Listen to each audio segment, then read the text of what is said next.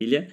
Então, vamos começar? Bora? Estão prontos para nossa aula de hoje? Hoje nós vamos falar sobre relacionamentos, vamos falar sobre a neurociência da paixão e do amor. Por que alguns relacionamentos dão certo, por que outros não dão certo? E é importante a gente partir do seguinte pressuposto: o amor não é um sentimento. O amor é uma pessoa. O amor é Deus. E lógico que Deus é o amor, então o amor é uma pessoa e nenhum conhecimento humano vai conseguir dizer e explicar tudo sobre o amor. Então, vamos colocar aqui os pingos nos is e dizer que tudo que a gente falar sobre amor aqui é um conhecimento limitado. E como disse John Stott, se nós quisermos conhecer o que é o amor, nós não devemos ir ao dicionário, nem às neurociências, aí parafraseando John Stott, mas a gente não deve ir ao dicionário e sim ao Calvário. E conhecer o amor é conhecer Cristo. Esse é a nossa convicção. Nós queremos conhecer mais de Deus. Porém, o amor na sua experiência humana, ele também vai envolver um sentimento. Então, o amor é uma pessoa, mas é uma pessoa que expressa sentimento. Então, o amor também sente. O amor também pensa. Quando a gente olha o texto de 1 Coríntios, capítulo 11, a gente vai ver 1 Coríntios, capítulo 13, falando sobre o amor e as características ali do amor. O amor é paciente, o amor é bondoso, o amor não suspeita mal, não arde em ciúme, não se ensoberbece. A gente está vendo, sim, pensamentos e sentimentos, a gente está vendo a mente do amor, a mente de Cristo. Cérebro. Esse amor vai se manifestar em um cérebro. Esse amor vai se manifestar em um cérebro. Então, a neurociência do amor é a mente de Cristo, mas a mente de Cristo vai se manifestar na nossa mente. Então, se você estiver anotando, anota aí. Um amor saudável precisa de um cérebro saudável. Um amor saudável vai precisar de um cérebro saudável. E um cérebro saudável vai precisar de relacionamentos saudáveis. Então, tá anotando aí? Um amor saudável vai precisar de um cérebro saudável. Por quê? Nós vamos ver hoje que tem toda uma neurobiologia envolvida no amor. Para a gente amar, a gente tem um conjunto de neurotransmissores, de hormônios e de áreas cerebrais que precisam funcionar bem. E distorções do amor, patologias relacionadas ao amor, não vão curar, não vão salvar, pelo contrário, vão machucar, vão condenar, vão manipular, vão abusar. E nós precisamos urgentemente aprender sobre o amor saudável. E para amar de forma saudável, a gente precisa de um cérebro saudável. Mas aí tem uma correlação legal. E nesse ponto aqui eu queria fazer um parênteses. É que para a gente ter um cérebro saudável, nós vamos precisar de relacionamentos saudáveis. Sabe que hoje o que a gente tem percebido nas pesquisas é que a saúde mental e o bem-estar têm alguns fatores protetores ou alguns fatores que melhoram o nosso bem-estar emocional e a nossa saúde mental, e tem outros fatores que prejudicam, que atrapalham, que fazem mal. Então, por exemplo, a gente já sabe que o sedentarismo, ele atrapalha, a falta de atividade física atrapalha muito, que uma alimentação hipergordurosa, hiperpalatável, uma alimentação rica em ultraprocessados vai fazer mal, que a privação de sono vai fazer muito mal. Agora, a gente sabe de algumas coisas que vão fazer muito bem também para o bem-estar, para a saúde emocional. E tem hoje uma série de pesquisas tentando descobrir o que é mais importante para uma pessoa ter saúde emocional. E sabe qual é a constatação da maioria das pesquisas acerca disso? Hoje, o que parece estar mais relacionado ao bem-estar, à saúde emocional, é relacionamentos.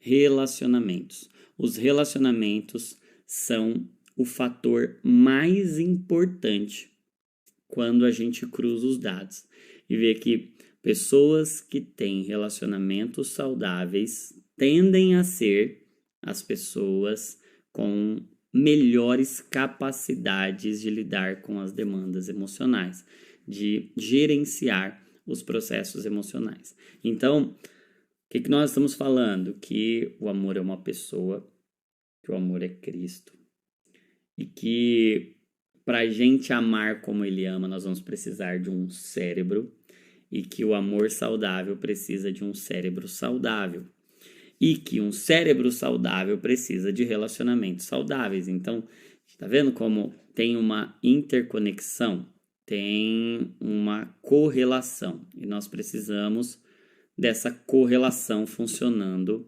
legal, ok? Então, até aí, ok, estamos entendendo que precisamos de uma neurobiologia que funciona, que o nosso cérebro precisa funcionar adequadamente e que quando o cérebro não está funcionando bem, a gente vai ter dificuldade nesse aspecto dos relacionamentos. E quando a gente tem dificuldade nesse aspecto dos relacionamentos, nosso cérebro vai ter mais dificuldade. Então, nós precisamos intervir nesses dois aspectos. Precisamos intervir na nossa saúde cerebral e precisamos intervir na saúde dos relacionamentos. Gente, aqui no Divinamente nós vamos ter uma preocupação com 4 coisas fundamentais. Então, você vai ver que esses 4 elementos vão estar presentes em quase todos os nossos conteúdos aqui. Sejam as aulas, sejam os cursos, a gente vai transitar entre 4 assuntos primordiais e principais. A gente vai falar muito sobre emoções, a gente vai falar muito sobre hábitos, a gente vai falar muito sobre ambiente e a gente vai falar muito sobre relacionamentos. Então, ó, emoções, hábitos, ambiente e relacionamentos. Por quê? Porque esses 4 pilares, esses 4 fundamentos, eles têm tudo a ver com o que hoje a gente encontra de melhores evidências. Então, nós precisamos aprender a governar, a gerenciar, a administrar bem as nossas emoções. As nossas emoções têm tudo a ver com os nossos hábitos e os nossos hábitos têm tudo a ver com as nossas emoções, porque a saúde habita no hábito e o que muda a nossa vida é o que a gente faz todo dia e os nossos hábitos revelam quem habita em nós. Então tem tudo a ver com hábito. Ambiente, já temos falado sobre isso, mas nós não temos o poder de nos mudar. Nós temos o poder de mudar o ambiente nos muda. Nós somos resultado dos ambientes que participamos, por isso que a transformação é de glória em glória à medida que nós o contemplamos, ou seja, o ambiente da presença de Deus nos transforma. E um 4º aspecto é esse que nós estamos falando. Os nossos relacionamentos nos afetam demais. E a solidão também nos afeta. A falta de relacionamentos, a falta de uma rede de apoio, a falta de relacionamentos seguros, a falta de uma comunhão verdadeira. E sabe, gente, que tem muita gente, muitos de nós que nunca conseguem desfrutar o evangelho pleno e nunca conseguem aprender a viver de forma coerente com o amor que aprendem no evangelho, nunca conseguem desfrutar do amor que recebem no evangelho, porque o mecanismo do amor está adoecido. O recipiente do amor está adoecido. Então, eu recebo muito amor, mas o meu recipiente está deformado.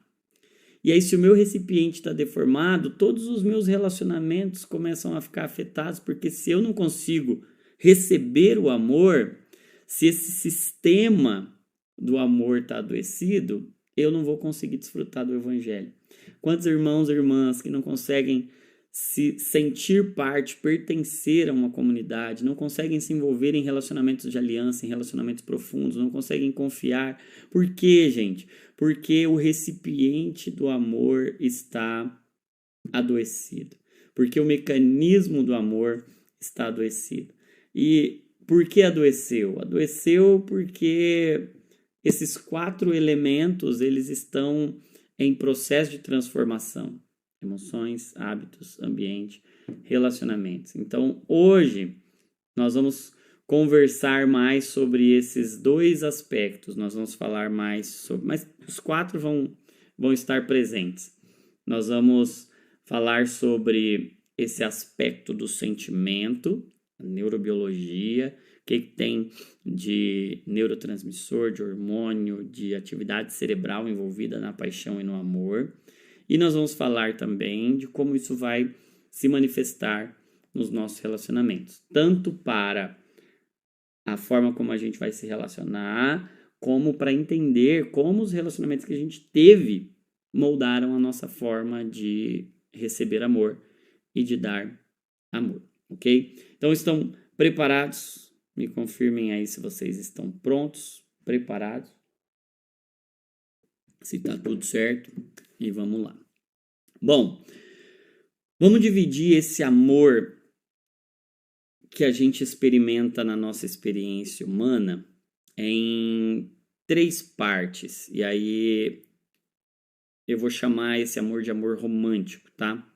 Então, o amor romântico, o amor do relacionamento, nós vamos dividi-lo em 3 partes, ok? Então, a primeira parte do amor, e aí talvez a gente tenha até um pouco de dificuldade com isso, mas a primeira parte do amor, e aí eu tô falando do amor romântico, é a paixão, ok?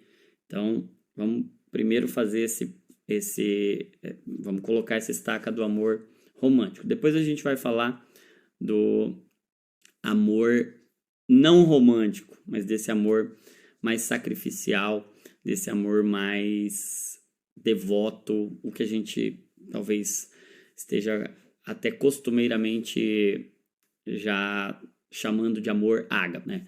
Mas vamos falar do amor romântico, né? E aí, se você é casado, se você namora, você vai identificar. Você vai identificar aí essas 3 partes nesse amor romântico. Então, primeira parte do amor romântico é a paixão. Segunda parte do amor romântico é o amor passional.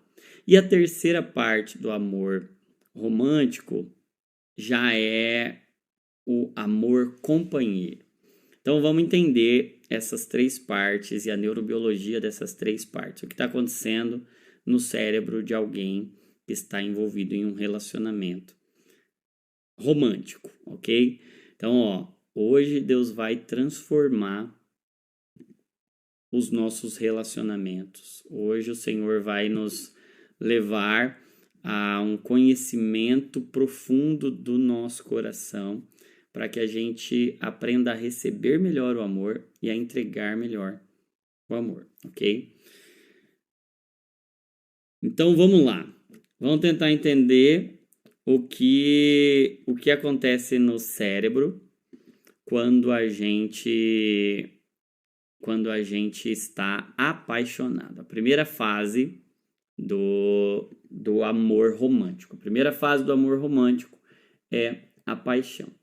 E aí, gente, muitos de nós tendemos a demonizar até a paixão, achando que o que Deus gosta mesmo é o amor e que a paixão não é um sentimento divino, não é um sentimento de Deus, porque Deus não em nenhum momento a Bíblia usa esse termo paixão, né? Ou se usa, eu não me recordo de nenhum texto que fala de paixão como esse sentimento de amor. Porém, paixão tem a ver com sofrimento. Paixão, e aí a gente conhece até esse termo da paixão de Cristo, que tem a ver com esse padecer de Cristo, com o sofrimento de Cristo. Mas o que é essa paixão? Paixão é um sentimento extremamente forte, intenso, mas de curta duração. Então, ao mesmo tempo que ele é muito intenso, ele é rápido. Então, por que a paixão não é suficiente para sustentar nenhum relacionamento duradouro? Porque ela é muito intensa, mas ela dura pouco. Então, tem uma fase inicial muito intensa, mas de curta duração. Então, ó, o que caracteriza a paixão? Grande intensidade e curta duração. O que a paixão vai fazer no nosso cérebro? A paixão, ela vai ligar uma série de mecanismos cerebrais e desligar uma série de outros mecanismos cerebrais. Por isso que a gente tem que tomar muito cuidado com a paixão. Mas, olha que interessante, C.S. Lewis disse uma coisa interessante. C.S. Lewis disse que a paixão é o que faz a gente prometer e o amor é o que faz a gente cumprir. A paixão faz a gente prometer, o amor faz a gente cumprir o que prometeu. Então, confirmem aí para mim se vocês estão ouvindo e vendo e comenta aqui embaixo. A paixão é o que faz prometer, o amor é o que faz cumprir o que prometemos. A paixão é um sentimento de alta intensidade, de grande intensidade, mas de curta duração. Por causa da paixão, a gente tem uma liberação muito intensa e isso faz com que a paixão seja tão arrebatadora e costume nos mover. A paixão tem uma liberação significativa de ocitocina. Ocitocina também é conhecido como hormônio do amor, mas a ocitocina está muito relacionada também à paixão. Por quê? Porque a ocitocina e a vasopressina estão relacionadas a esse apego e essa coisa do querer estar perto, do querer estar colado, grudado, do vínculo, do laço, da união. Então, é importante que a gente tenha a paixão para criar conexão. A paixão cria conexão porque libera ocitocina. Agora, também é importante, e aí nós falamos nas 2 primeiras aulas, da ação da dopamina. A paixão faz com que haja uma intensa atividade naquele sistema cerebral de recompensa e libera muita dopamina. E faz com que a gente fique quase que viciado naquele relacionamento, porque tem um reforço muito positivo, a gente vê uma possibilidade de recompensa muito intensa, muito importante. Então a gente quer mais, e lembra que o que caracteriza a dopamina é esse sentimento de quero mais,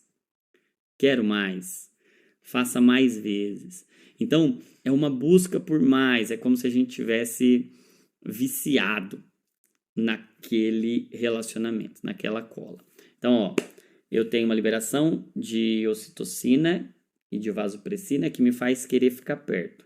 Eu tenho uma liberação de dopamina que me faz querer mais, faça mais. Agora, o que eu vou ter também? Um aumento da quantidade de cortisol, o hormônio do estresse. Vai me ligar àquela sensação de estresse agudo, que é bom, porque a gente tem, e aí a gente vai ter aula sobre isso, a gente vai ter aula sobre estresse agudo e estresse crônico.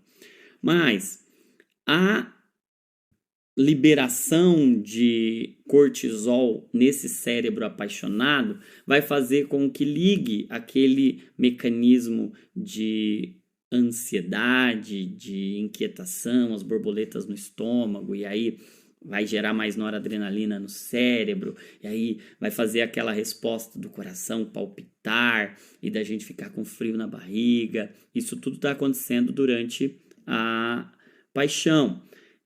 É bom que aconteça isso, é importante, libera essa noradrenalina.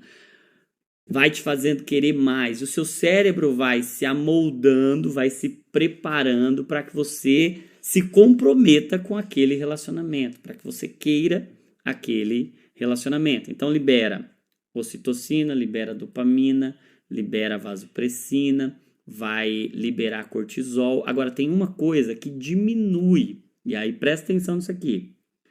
Tem uma coisa que diminui drasticamente no cérebro apaixonado, a serotonina. A serotonina que é responsável pelo sentimento de segurança, de bem-estar. Então, gente, o cérebro apaixonado não tem paz. O cérebro apaixonado não se sente tão seguro. Por isso que o ciúmes é tão importante e é tão presente nesse cérebro apaixonado. Baixa a serotonina. E aí tem uma coisa, o que acontece quando baixa a serotonina é parecido com o que acontece em um transtorno, não estou dizendo que é a mesma coisa, mas é parecido com o que acontece, por exemplo, no transtorno obsessivo compulsivo, no TOC. E aí o que acontece no TOC? Tem uma obsessão. O que é uma obsessão? É um pensamento repetitivo. Por isso que quando baixa a serotonina, fica pensando muito numa mesma coisa. E aí a pessoa apaixonada fica pensando muito, não para de pensar no outro, não para de pensar na pessoa. Tá fazendo sentido? Você tá vendo aí, tá reconhecendo os sinais e sintomas da paixão? Não é doença, mas tem algumas características, algumas particularidades, vai ficar pensando muito e vai gerar alguns comportamentos compulsivos, como um vício, fica viciado naquele relacionamento daquela pessoa. Gente, isso é errado? Não, isso é a primeira fase do amor romântico. É importante para que haja comprometimento. Agora, tem uma coisa, e aí eu até postei sobre isso essa semana e bastante gente comentou. Por quê? Tem uma coisa que acontece quando a gente está apaixonado, por isso que a Bíblia nos orienta a não ceder às paixões da carne e deixa o sexo como um presente para o casamento, porque vai aumentando níveis de testosterona. E quando você aumenta níveis de testosterona, você está aumentando a possibilidade desse sistema perdurar por mais tempo. E quando você perdura esse sistema por mais tempo, você está fazendo uma fundação melhor. Quando você já cede ao sexo, nessa fase da paixão mais aguda, o que você está fazendo? Você está inibindo esse processo. E aí você está criando um feedback negativo. Então, aquele processo agora vai diminuir. E a chance de haver compromisso e de haver a evolução para os outros níveis ou para as outras fases do amor romântico se tornam menores. Por isso que hoje, se você ama, a melhor coisa que você pode fazer é, investindo em um relacionamento duradouro, não fazer sexo antes do casamento. A Bíblia estava certa e isso hoje a neurociência está comprovando. A Bíblia está sempre certa, ok? Então, ó, vai diminuir a serotonina, por isso fica nesse pensamento repetitivo, mais obsessivo, comportamento mais compulsivo. E para que isso, gente? Para quê? Para gerar aliança. Porque a substância do prazer não é a dopamina, a substância do prazer é a aliança, é o compromisso, é a evolução. Mas tem outra parte do cérebro que precisa agora passar por mudanças, e aí por isso que a paixão é também chamada de demência temporária. A paixão é chamada de demência temporária. Por que a paixão é chamada de demência temporária? Porque tem uma parte do cérebro, aquela parte que a gente conversou e disse que é a parte que pensa, é a parte que raciocina, é a parte mais lógica, é a parte mais inteligência, do raciocínio, da inteligência, da memória. Córtex pré-frontal, essa parte aqui atrás da testa, essa parte ela fica inibida. Então ela funciona menos. E aí nessa fase a gente faz loucuras porque a gente fica menos racional. A gente fica mais impulsivo, menos controlado. Por isso que na paixão a gente faz loucuras mesmo. Tem um efeito parecido com o que acontece com o uso de bebida alcoólica, que perde um pouco o freio e aí fica mais desinibido. Então a paixão faz a gente ficar mais desinibido. Tá tudo certo, faz parte, é bom que assim aconteça. Agora, o que vai acontecer posteriormente é que esse processo todo ele tende a durar de 6 a 24 meses. Então, quanto tempo costuma durar a paixão? Claro que pode mudar de pessoa para pessoa, mas a média de tempo de duração desse processo é de 6 a 24 meses. Então, a paixão dura, em média, de 6 meses a 24 meses, que é muito parecido também com a média de tempo de duração do luto. E o luto e a paixão são fenômenos parecidos no cérebro. A paixão é essa fase de cola. O luto é esse processo de descolar. E isso acontece também com términos de relacionamento que acontecem nessa fase da paixão. Sabe, essas grandes desilusões, decepções e frustrações, elas levam em média de 6 meses a 24, quando o processo é bem feito, quando é bem processado, e o efeito é quase que um paradoxo do que está acontecendo no cérebro apaixonado. Tudo que acontece agora o inverso ou com características parecidas, né? Então, você está entendendo o que está acontecendo no cérebro apaixonado? Isso tudo faz parte. Agora, o que a gente precisa fazer durante a paixão para que os relacionamentos deem certo? A gente precisa conhecer a paixão, entender como é que ela funciona e submeter a paixão ao governo de Cristo. Submeter a paixão ao governo da palavra. Por quê?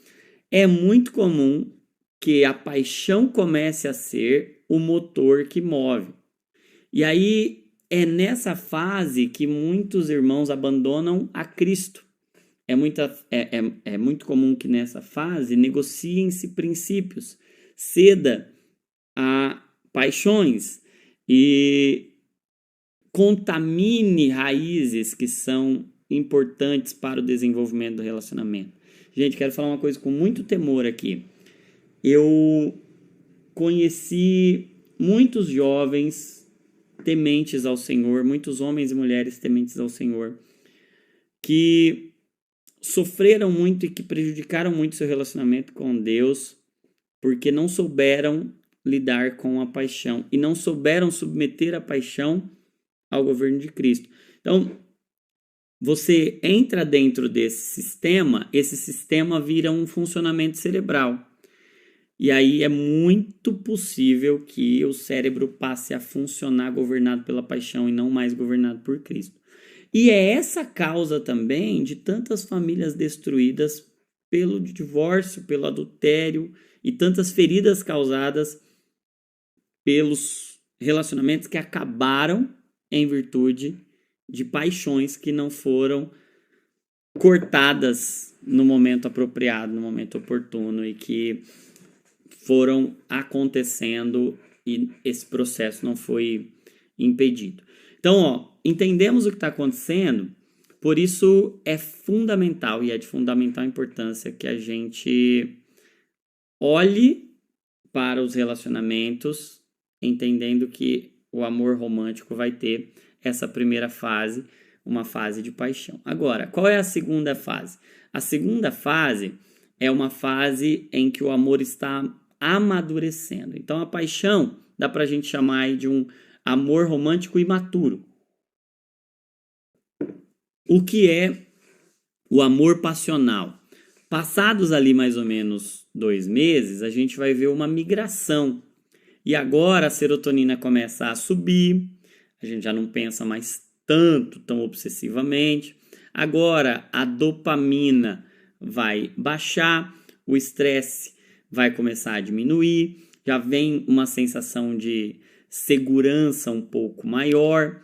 É nessa fase que a gente tem a possibilidade de transicionar para um amor maduro ou de encerrar o relacionamento. Essa fase é talvez a fase mais delicada e mais difícil. É a fase em que a gente tem que migrar da paixão para o amor. E é nessa fase que a gente vê se aquela árvore vai dar fruto ou não vai dar fruto. É nessa fase, essa fase do amor passional, que a gente vai ver o amor invadindo, o amor verdadeiro, invadindo esse sentimento. E aí eu quero dar usar a seguinte ilustração. É como se a paixão fosse uma semente. E a semente bem nutrida, a semente bem regada, a semente bem cultivada, ela vai produzir um fruto. Então, a paixão é um sentimento imaturo, é uma semente. A paixão é uma semente que, bem semeada, vai gerar fruto, vai começar a produzir frutos e o fruto vai ser o amor, ok? O que vai acontecer no amor? O amor é mais racional, o amor é mais lógico, mas o amor racional e mais lógico ainda tem paixão. O amor ainda tem paixão, então ele ainda tem essa vontade de ter cada vez mais, ele ainda tem esse vínculo, esse apego, ele ainda tem ocitocina, vasopressina, mas ele vai se tornando mais. Não é necessariamente e não tem que ser a perda do desejo. Não é necessariamente e não tem que ser a perda do desejo. Pelo contrário, maturidade não é tirar o que tinha. Maturidade é incluir o que não tinha. Então, anota aí. O amor maduro, ele não vai características de Cristo. Então, ele vai amadurecendo, ele vai sendo com características de Cristo. Então, ele vai amadurecendo, ele vai sendo completo. Então, o que não tinha serotonina, agora vai ter. O que antes inibia a razão e o pensamento de longo prazo, agora não. Agora você começa a pensar na família, pensar no longo prazo. Agora você começa a ser mais racional, você começa a ser mais pautado, não pelo apetite, não pelo instinto, mas você começa a unir o instinto ao intelecto. E aí a gente começa a usar o cérebro de forma mais inteira. Porque você talvez até tenha já ouvido falar que a gente pode dividir o cérebro em 3 partes, uma parte mais instintiva, uma parte mais emocional e uma parte mais intelectual. O que está acontecendo no amadurecimento do amor? É que a paixão ela é mais instintiva e emocional. O amor ele vai se tornando mais completo. E ele vai ganhando essas características agora mais inteligentes, mais racionais, sem perder as características da paixão. Não necessariamente perdendo. Quando é bem nutrido, não precisa perder. E como que a gente vai caminhar agora para o amor maduro, para o amor companheiro? E aí, gente, aqui a gente vai sair um pouco do campo da neurociência, a gente vai entrar um pouco mais no campo do que é o evangelho. Porque como a gente conversava no início, se a gente quiser uma boa definição de amor, a gente vai precisar inevitavelmente ir para o Calvário, a gente vai precisar inevitavelmente ir para o Evangelho. E o amor que vem de Cristo e a definição mais elevada de amor agora, então, o que é o amor passional? É essa conexão entre o instinto, a emoção e a inteligência. Agora, o que é a plenitude do amor e é o amor companheiro? Esse amor mais companheiro vai ser um amor mais carregado de renúncia. Vai ser um amor em que eu não busco mais o meu próprio prazer, mas o prazer do outro. Vai ser um amor encharcado agora muito mais do que dos outros, muito mais do que da dopamina, muito mais do que da serotonina. Agora o que vai elevar muito mais vai ser a ocitocina. Ocitocina é também conhecida como hormônio do amor. E agora a parte mais significativa do amor, o amor mais maduro, ele é característico por uma palavra: entrega. E talvez a ocitocina seja a molécula, o neurotransmissor, o hormônio mais relacionado à generosidade.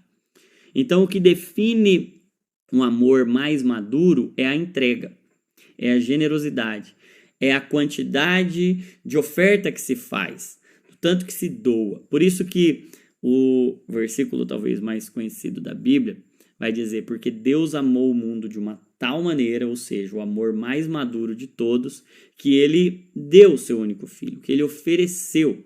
Quando a gente fala da ocitocina, o que a ocitocina faz no nosso corpo? A ocitocina está relacionada com dois dos processos mais doadores e mais prazerosos e mais gloriosos que se pode conhecer. É a ocitocina que faz o útero da mulher contrair quando ela está para dar à luz. Quando vai induzir um trabalho de parto, o que está sendo infundido ali, o que está sendo estimulado é a liberação de ocitocina. Para que a ocitocina contraia o útero, porque é a ocitocina que gera, é a ocitocina que faz aquele bebê poder vir à luz. É a ocitocina também que está relacionada à amamentação. A ocitocina é o hormônio que faz o bebê puxar, estimular a mama, e aí todo o eixo hipotálamo, hipófise, adrenal, trabalhar na produção de prolactina e de todos os hormônios do leite, mas o que molda esse sistema é a ocitocina. É a ocitocina também que está relacionada aos nossos atos de renúncia, de generosidade, de entrega, de oferta, um abraço, um beijo, libera ocitocina. E toda vez que a gente cede e a gente abençoa, e a gente oferta, a gente está liberando ocitocina. Mas por que eu disse que a gente ia sair um pouco da neurociência e entrar mais no evangelho? Porque se o amor mais imaturo, a paixão, essa primeira fase, ela é mais instinto e emoção, e a segunda parte é emoção, é instinto, emoção e razão, o amor pleno, ele é instinto, emoção, razão e espírito. E aqui a gente entra no segredo dos relacionamentos que dão certo. Porque para um relacionamento dar certo, não basta instinto, emoção e razão. Porque a única coisa capaz de sustentar relacionamentos é o perdão.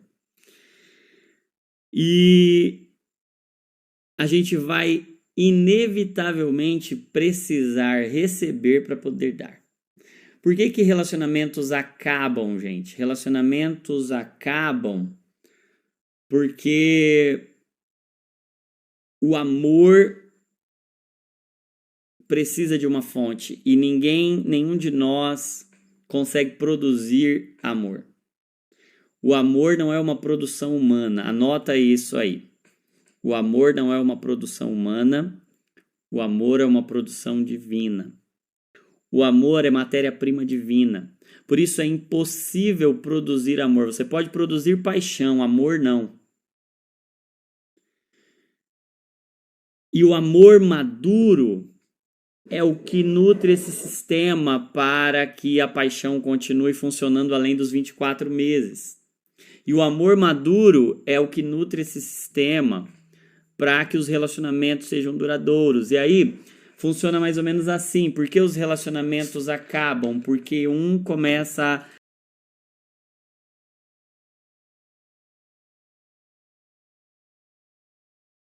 e aí lembra, o amor não é um produto humano, o amor é um produto divino. E aí, como é que os relacionamentos acabam? Eu passo a começar a não me sentir amado no relacionamento, porque a paixão tem o tempo, 6 a 24 meses. Agora, aquela ocitocina que a paixão dava, aquela dopamina que a paixão dava, começa a diminuir. E se ela diminui, eu começo a não ter mais a mesma motivação, o mesmo engajamento, e aí a entrega começa a ser menor. E aí o que começa a acontecer? É muito comum que a gente comece a cobrar mais. E é nessa cobrança que a gente entra nos níveis de relacionamentos patológicos. E o que é a dependência emocional? A dependência emocional é um amor adoecido, é um amor patológico. É uma necessidade de alguém, é uma espécie, aí dá pra gente chamar de vício e dá pra gente chamar de idolatria, porque eu vicio nessa liberação de dopamina, de ocitocina e também de cortisol, por isso que é um relacionamento tenso, estressante, de dependência mesmo. Mas a fonte é uma fonte que não é capaz de preencher, não é uma fonte capaz de oferecer, porque o amor não é um produto humano, porque o amor é um produto divino. A paixão é um sentimento humano. O amor é uma produção divina. O que vai acontecer? Esse sistema começa a ficar agora vazio. Eu começo a cobrar. Quanto mais cobra, mais estresse. E aí agora não tem mais a mesma motivação para entregar. Agora o que eu tenho é uma abstinência. O que eu tenho é uma fissura. Agora o que eu tenho é sofrimento e não mais entrega, alegria por amar. E aí os relacionamentos começam a entrar em decadência, começam a entrar em crise. Então, como é que a gente constrói relacionamentos saudáveis? A única forma de construir relacionamentos saudáveis é se a gente encontrar a fonte do amor. E o amor não é um produto humano, o amor é um produto divino. Então, o segredo dos relacionamentos que dão certo, e aí aqui é o segredo do amor. Anota essa frase. O segredo de uma vida amorosa de qualidade é amar a Deus acima de todas as coisas. Anota isso. O segredo para uma vida amorosa com qualidade, o segredo para viver bem com seus amores é amar a Deus acima de todas as coisas. Por quê? Porque aí você vai para a fonte e você chega agora para manter esse sistema funcionante. Esse sistema é limitado e ele acaba. E a única forma de manter esse sistema operando em qualidade é se você se conectar a uma fonte de amor inesgotável. E essa fonte de amor inesgotável, te amando, enche o seu recipiente. Agora, nós vamos precisar de duas coisas. E aí, aqui eu acho que está o ponto para a gente meditar e buscar. É que nós vamos precisar buscar a fonte do amor e nós vamos precisar tratar o recipiente do amor. Porque de nada adianta eu encontrar a fonte se a minha vasilha está furada. Então, de nada adianta eu achar a fonte se a minha vasilha está furada. Porque aí eu acho a fonte, mas a minha vasilha está furada, cai tudo. Alguns relacionamentos não dão certo não porque falta Deus. Alguns relacionamentos não dão certo porque falta capacidade de ser amado. Não é que você não achou a fonte, é que você não é o recipiente certo. É que você está todo esburacado. É que você desenvolveu o seu sistema de amor baseado não no que é a verdade do evangelho para o amor, mas baseado no que é a expectativa da Disney, dos filmes de Hollywood, ou o que a gente viu de amor, as decepções que a gente teve, e aí a gente cria relacionamentos distorcidos. E por causa disso, a gente não consegue desfrutar do amor e a gente acaba projetando isso nos nossos relacionamentos. Então, se eu projeto isso nos meus relacionamentos, os meus relacionamentos vão ser relacionamentos de falta e excesso. Caminhando entre a falta e o excesso. Entre a falta e o excesso. Entro de cabeça, daqui a pouco acabou. Entro de cabeça, daqui a pouco acabou. Cedo, me entrego, daqui a pouco acabou. Então, tem dois principais problemas. Fazer do outro a minha fonte, o outro. Segundo problema, ser um recipiente que não consegue reter amor, não consegue receber amor, não consegue ser amado.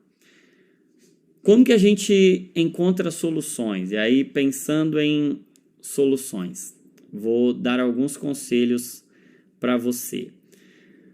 Primeiro conselho, nutra a paixão. Nutra a paixão. O problema não é a paixão. O problema é ser só a paixão. Quer um relacionamento saudável? Não deixe a paixão morrer em 24 meses. E como que você faz isso? Nutrindo. Como que você nutre a paixão? Nutra a paixão com amor. Nutra a paixão com amor. Então, o que você vai fazer? Primeiro conselho, você vai estimular o seu cérebro a fazer o que você fazia na paixão. Então, se antes você pensava automaticamente, agora você vai pensar na pessoa. Sabe aquela coisa da obsessão? Diminui serotonina, você fica pensando quase que obsessivamente na pessoa. Você vai fazer isso de forma intencional e aí você vai trazer a pessoa à memória, você vai ficar alimentando, pensando. Você vai intencionalmente pensar, agir, você vai intencionalmente criar oportunidades e deixar aquela impressão dopaminérgica de quero mais, trazer novidades, fazer coisas novas e encharcar o relacionamento de dopamina, de recompensas. Precisa ser prazeroso e precisa gerar mais engajamento, mais motivação. Não pode cair no comodismo. Então, do que a paixão precisa? A paixão precisa do amor. E aí a gente volta lá para o que disse C.S. Lewis. A paixão é o que faz prometer. A paixão cria a expectativa. O amor é o que nos faz cumprir a promessa. O amor é o que faz esse sistema e esse ciclo perdurar. Então, nós somos feitos para amar. E os relacionamentos saudáveis vão criar uma base para o amor. Então, eu preciso que tenha relacionamentos saudáveis. Segunda coisa, o que eu tenho que ter relacionamentos saudáveis? Segunda coisa, o que eu tenho que fazer além de nutrir a paixão e de fazer intencionalmente isso, de ficar pensando, de criar expectativa, de fazer coisas novas, de gerar recompensas, de gerar novidades, de gerar surpresas. Além de fazer isso, eu preciso trazer para a minha paixão e para esse amor que está agora passional, eu preciso trazer as verdades espirituais. Então, o tempo todo, o que vai impedir que esse sistema quebre é o que vem de fora dele. Todos nós nascemos com uma necessidade de ser amados. Então, o que você vai fazer? Você vai encharcar o instinto, a emoção e a razão do que é espiritual. Você vai trazer Cristo para dentro do relacionamento. Você vai fazer de Cristo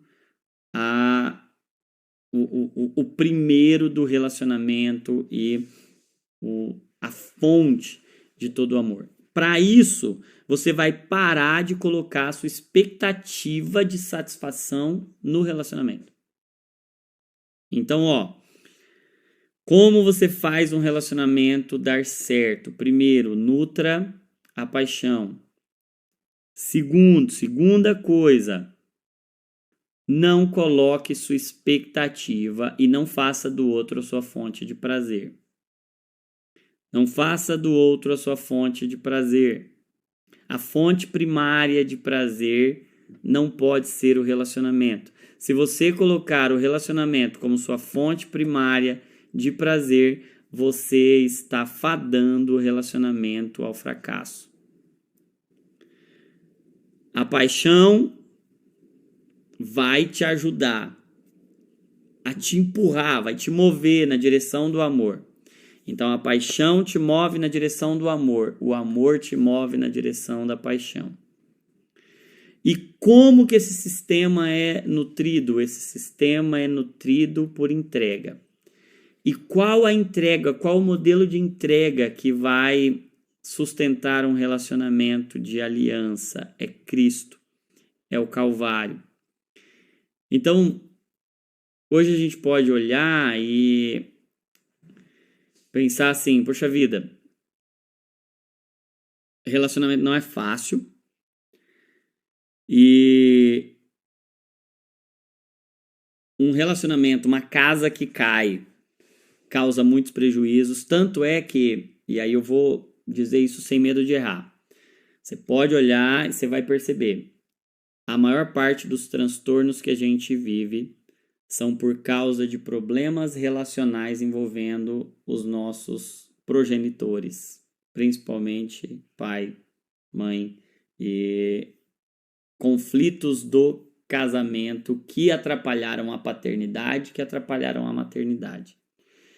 Então, relacionamentos adoecidos, eles adoecem as nossas emoções. E as nossas emoções adoecidas nos colocam em relacionamentos adoecidos.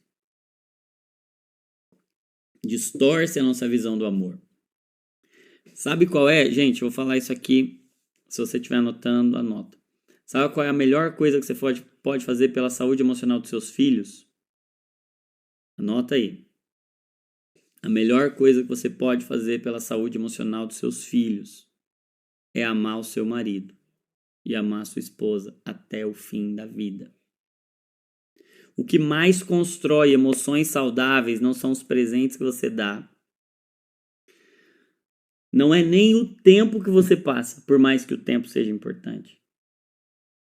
A medida mais poderosa do amor é o próprio amor. E primordialmente, o que cria a visão de amor nos filhos é a visão de amor que o pai tem com a mãe, que a mãe tem com o pai.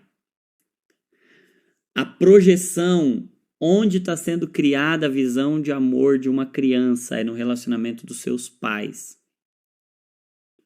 Então, gente, isso é muito sério, muito mais sério do que a gente pensa. A coisa mais poderosa que um pai pode fazer pelo seu filho, a coisa mais poderosa que uma mãe pode fazer pelo seu filho é construir um casamento seguro. Quando filhos se tornam a prioridade de uma família, esse filho está em perigo, esse filho está adoecendo. Nada é tão poderoso para a saúde emocional das crianças quanto o casamento saudável dos pais. Se você quer investir na saúde dos seus filhos, invista na saúde do seu casamento. Coisa mais poderosa para desenvolver segurança, para desenvolver sensibilidade, é um casamento saudável. Então, gente, o que nós estamos falando aqui impacta em saúde emocional e a sua saúde emocional está sofrendo impactos hoje dessa visão de amor que foi distorcida e deformada, construída dentro desse contexto de relacionamento. E hoje o Senhor está nos levando a uma maturidade de entendimento para fazer a gente visitar esse lugar e para fazer a gente agora restaurar o nosso recipiente e restaurar o nosso encontro com a fonte. Porque essas duas coisas destroem relacionamentos. Uma visão distorcida do que é o amor e a incapacidade de acessar esse lugar de fonte do amor. Então, talvez hoje o que você precisa é ser visitado pelo Senhor para redimir a sua capacidade de ser amado. Para tratar esse recipiente que foi formado em um molde que estava adoecido. E você já deve ter visto que padrões familiares costumam se repetir, que relacionamentos costumam ser cíclicos e alguns problemas de relacionamento costumam acompanhar famílias por décadas e décadas, gerações e gerações. E o que rompe isso? O que rompe isso é a redenção. O que rompe isso é a restauração do modelo de amor. O nosso modelo de amor não é a Disney, não é Hollywood, não são os contos de fadas. O nosso modelo de amor é Cristo. Enquanto nós estivermos usando Cristo para satisfazer uma visão de amor de Hollywood, da Disney ou dos nossos pais, nós estaremos frustrados. Mas quando a gente restaurar o modelo, o molde, falar, não, o que é o amor? O amor é Cristo. E como eu aprendo a amar? Eu aprendo a amar com Cristo. E aí, gente, olha para o Evangelho. O Evangelho faz Cristo se afeiçoar à humanidade. E não é à toa que a figura máxima do relacionamento entre Cristo e a igreja é um casamento. É um relacionamento afetivo, afetuoso, e mostra um Cristo extremamente apaixonado, que faz loucuras de amor, que inclusive morre pela amada. E que agora leva-nos a um entendimento de que amor, sim, envolve instinto, amor, sim, envolve emoção, amor envolve razão, mas mais do que tudo isso, o amor é um encontro com a fonte. E amor tem a ver com saciedade, e saciedade tem a ver com um recipiente que foi recuperado, que está íntegro, que está inteiro, e com uma fonte. De nada adianta comida sem um estômago, e de nada adianta um estômago sem a comida. O que é um relacionamento saudável? É a restauração do recipiente e o encontro com a fonte. Hoje você vai entender e você está entendendo por que muitos dos seus relacionamentos nunca deram certo. Por que casamentos não deram certo? Por que namoros não deram certo? Por que você exigiu demais de alguém? Por que você achou que amor era uma produção humana e não uma dádiva divina? E aí, quando é a expectativa de uma produção humana, vai faltar. Por que o amor acaba? O amor acaba porque a gente não vai na fonte. O amor acabou. O amor acabou porque eu não fui na fonte. Porque o amor genuíno, a fonte, essa nunca acaba. Porque eu fui buscar na fonte errada. E aí a fonte errada, com cisternas rachadas, isso destrói a humanidade. Como é que nós mudamos o mundo, gente? Nós mudamos o mundo da nossa família, dos nossos filhos, enchendo esse ciclo do amor romântico com o amor de Cristo. Todo o amor de Deus passa por esse aspecto romântico. E aí, olha que interessante.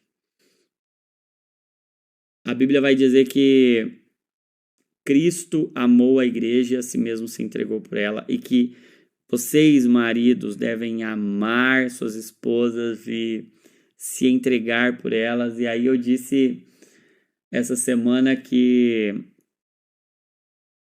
uma frase do John Piper, né, que o amor suporta tudo, mas o amor não aceita tudo.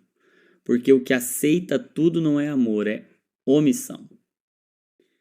E aí, gente, eu fiquei meditando sobre isso e eu queria entender o seguinte com vocês. Esse texto de Efésios 5 mostra uma responsabilidade primária do homem. Porque o homem representa Cristo e Cristo tinha uma missão. E se Cristo vem cumprir uma missão, e a missão de Cristo é morrer pela igreja, agora a mulher, a igreja, tem um papel de apoio e de auxílio e de sustentação para essa missão. E isso é o que a Bíblia chama de submissão, é o que está não embaixo, mas dentro da missão. Então, o que é submissão?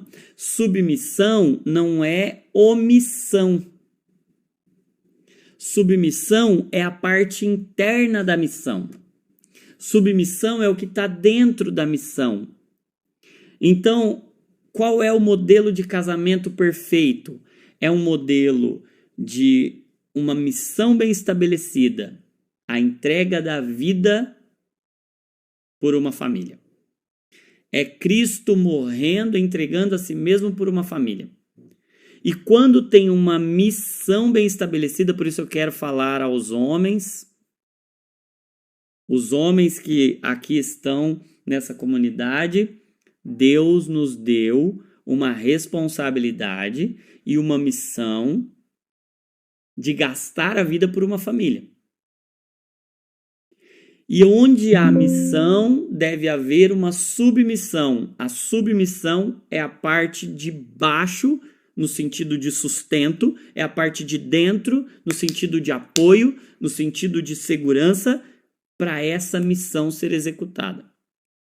O que a gente tem visto? A omissão masculina gera insubmissão feminina.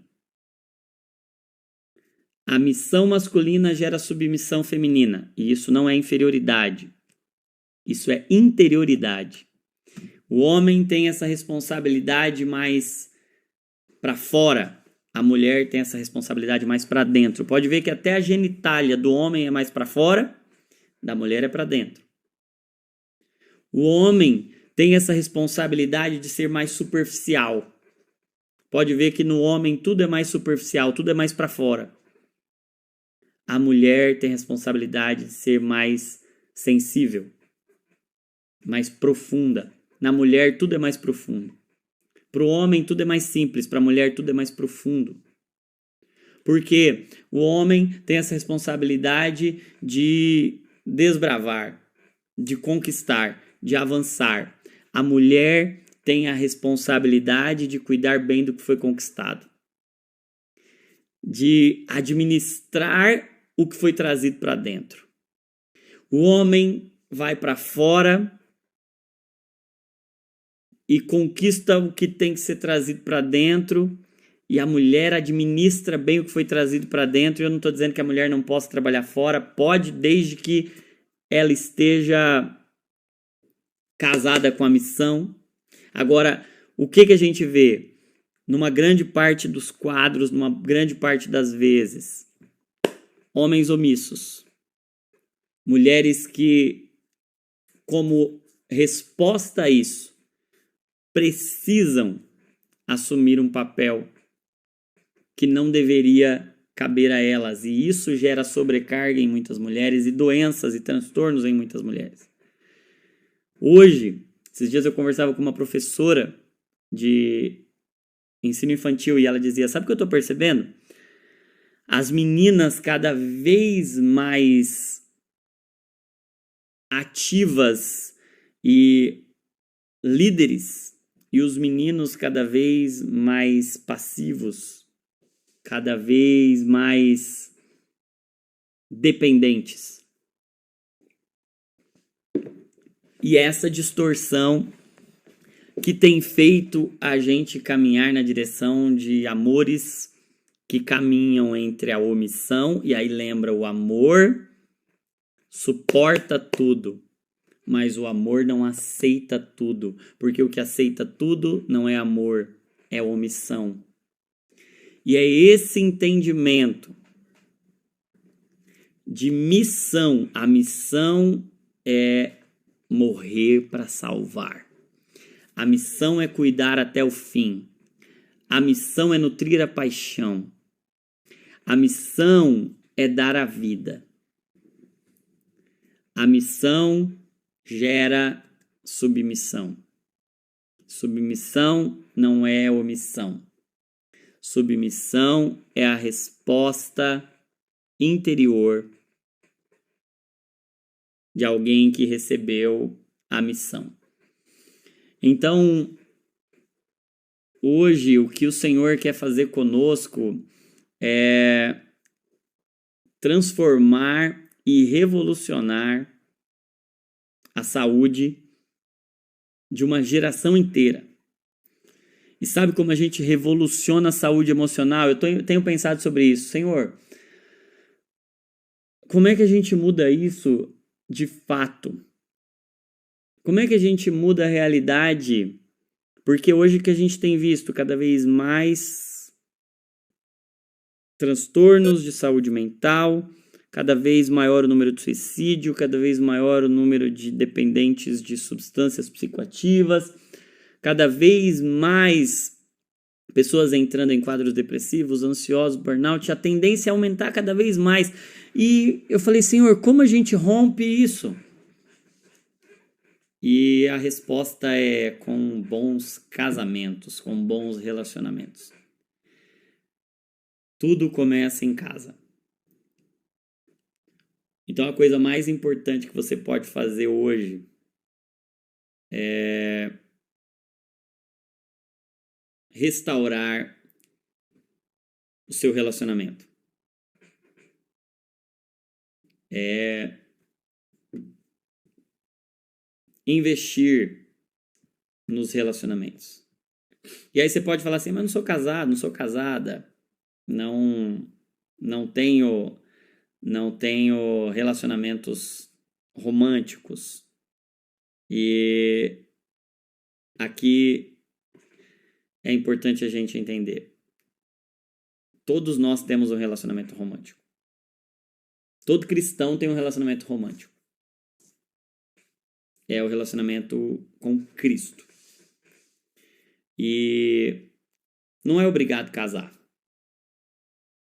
Mas para ser salvo, tem que se envolver em um relacionamento romântico com Cristo. E para mudar o mundo, o que muda o mundo não são remédios. O que muda o mundo são relacionamentos. A gente não vai transformar a saúde nos hospitais. A gente não vai transformar a saúde nas farmácias. Anota isso aí. A revolução de saúde que a gente precisa não vai vir dos hospitais, não vai vir das farmácias, não vai vir dos laboratórios, não vai vir das clínicas. A revolução que vai transformar a nossa saúde vai vir de dentro de casa, por meio de casamentos saudáveis. O que transforma uma sociedade não são as universidades, não são os hospitais, não são as clínicas. O que transforma uma sociedade são os relacionamentos. Então, talvez você não tenha dinheiro para o melhor remédio, mas você tem recurso para o melhor relacionamento. Anota isso aí. O que mais nos falta não é dinheiro para remédio. O que mais nos falta é recurso para relacionamentos.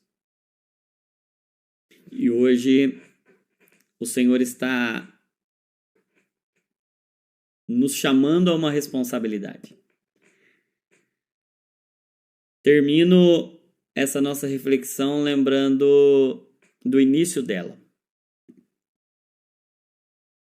Nós precisamos de um cérebro saudável para um amor saudável. Mas um cérebro saudável precisa de relacionamentos saudáveis. Você pode romper com um ciclo, e hoje esse é o direcionamento que Deus me dá para essa nossa reflexão. Você não é escravo. O choro pode ter durado uma noite,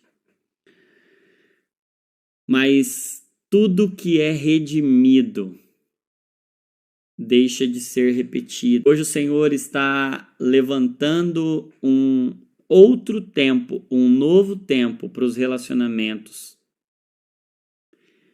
E uma revolução de saúde mental está começando por meio não de mim nem de você,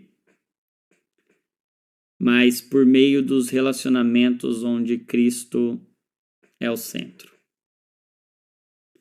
E a gente entende a paixão, a gente entende o amor, a gente entende a neurobiologia, a gente entende a importância do cuidado, mas a gente entende uma coisa.